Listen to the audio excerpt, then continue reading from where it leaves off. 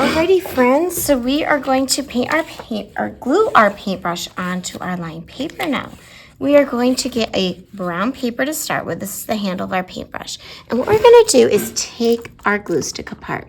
So we're going to take our hand and we're going to hold that glue stick, and you need to twist this way and pull at the same time. So ready? Twist and pull. Be okay, twist and pull. And you'll notice that it could be that your glue stick's never been used or it's been a while and it might be really low. So what you do is you twist your glue stick. 1, 2, 3. And you don't want it any farther than that. Or that's really kind of what we want. So I might even go the other way and scoot it down a little bit because I can always get more later. So right there's about all you need. And again, if I go too far, that's okay. I can twist the other way down.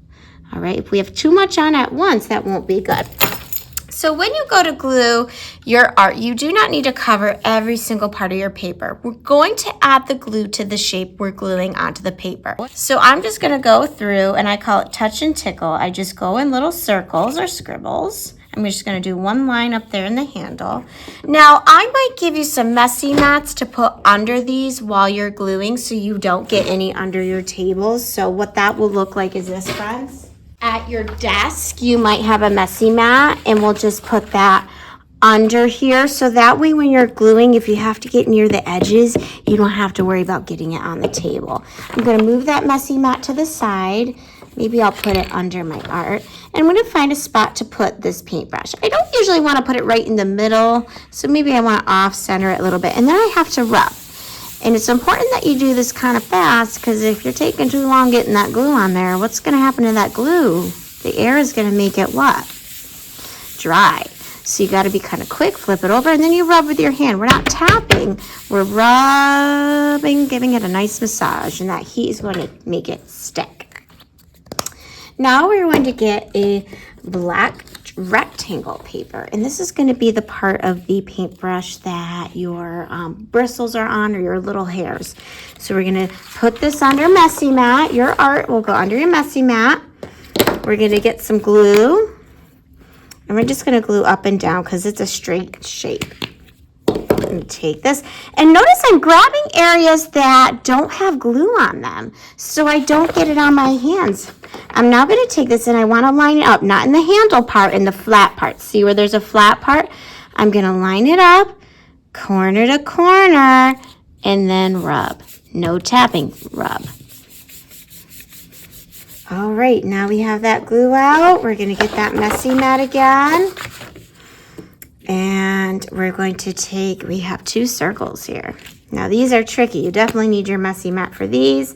You're going to hold just for the very tip of your finger. Don't get glue on it. And just go in a little circle on there. You're going to move that messy mat.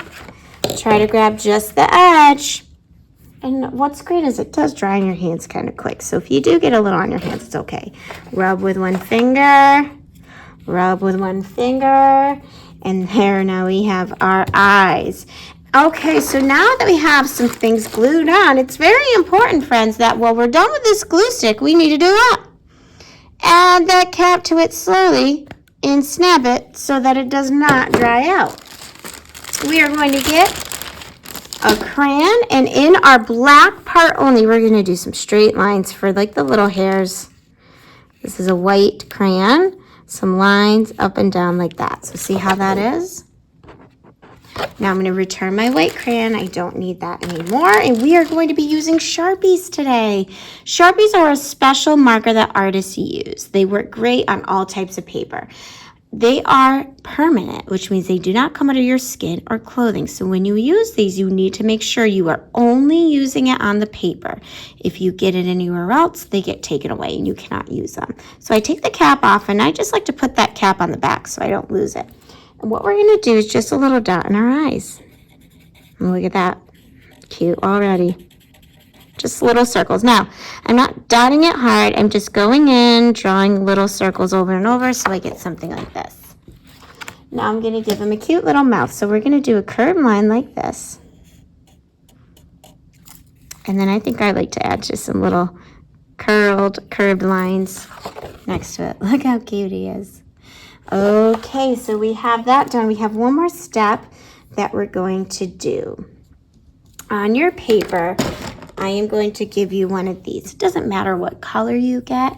These are called gel crayons. So when you take the cap off, this one's a brand new one. So am I going to need to twist this up? It's a lot like an oil or it's a lot like a glue stick. No, I don't need to twist it up.